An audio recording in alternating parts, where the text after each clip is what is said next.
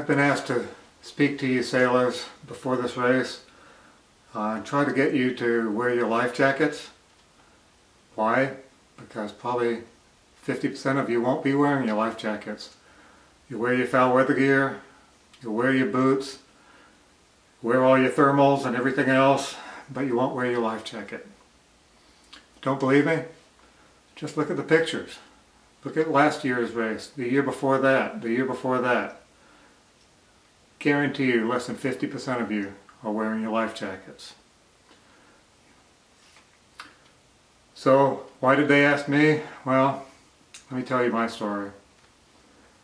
My name's John Thompson.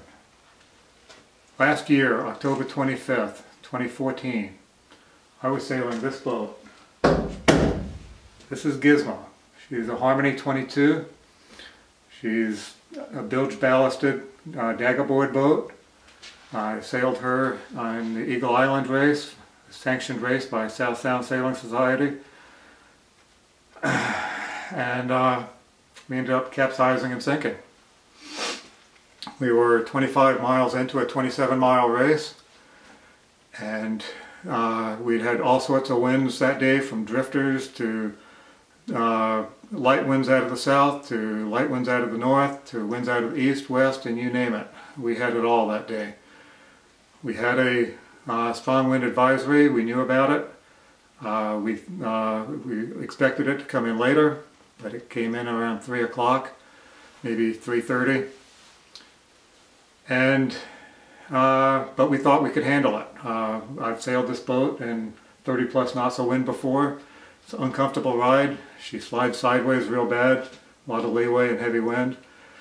But you know, we were 25 miles into a 27-mile race. You know, all we had to do was get to the finish line. So we entered Butt Inlet. We saw the white caps. We reefed the main. Winds continued to build. Winds got up to 25. Took a second reef in the main. Kept on going.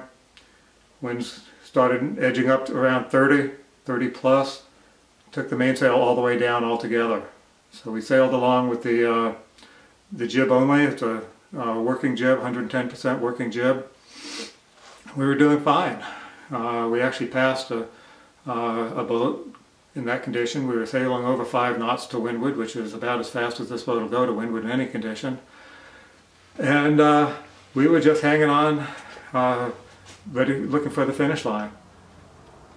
And then we got into an area where there was a series of really steep waves, and we got into some winds that were probably blowing in excess of 40 knots. And the boat fell off a wave into the trough, and between the wind and the waves, she just rolled right over. And well, my good friend Jay Berglund perished that day. Jay was not wearing his life jacket.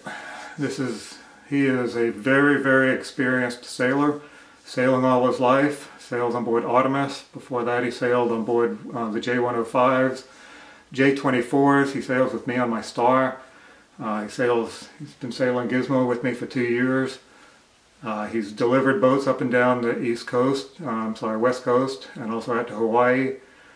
He has his Coast Guard captain's license. You know, he's a professional sailor. He's a strong swimmer. He's an avid outdoorsman. He's a hunter. He's a fisherman. You know, he's a small guy, bald, rotund. He should have floated like a cork. You know, you'd think he could have made it if anybody would have made it. But when the boat sank out from under him, he only lasted about 5 minutes in the water. Doesn't matter how strong a swimmer you are in those kind of waves, he only lasted about 5 minutes. December 22nd, 2014, we raised Gizmo. And when I opened up the hatch to bail her out, the first thing that came floating out of the boat was Jay Berglund's life jacket. I've got his life jacket. I don't have Jay. Jay would love to be here with me working on the boat now. This is his boat as well, as much as it was mine. You know, we love this boat. We won a lot of races with this boat, but He's gone now. He's only 46 years old. Leaves behind a wife named Ruth, a wonderful woman.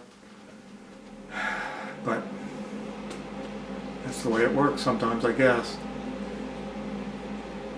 So if that story doesn't help convince you, let me speak directly to you skippers, okay? So we sail under the International Sailing Rules and also the U.S. Sailing Association Safety Rules.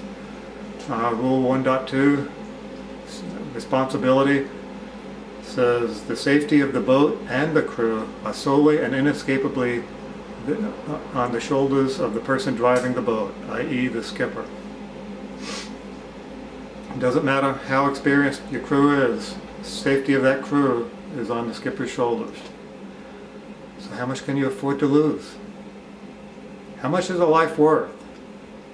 $100,000? $200,000? $1 million? $10 million? Unfortunately, I'm about to find out, because litigation has already started. And I was driving the boat, and I'm responsible for Jay's death. So, bottom line, put on the damn life jacket or get the hell off the boat. Got it? Have a good race. Stay safe.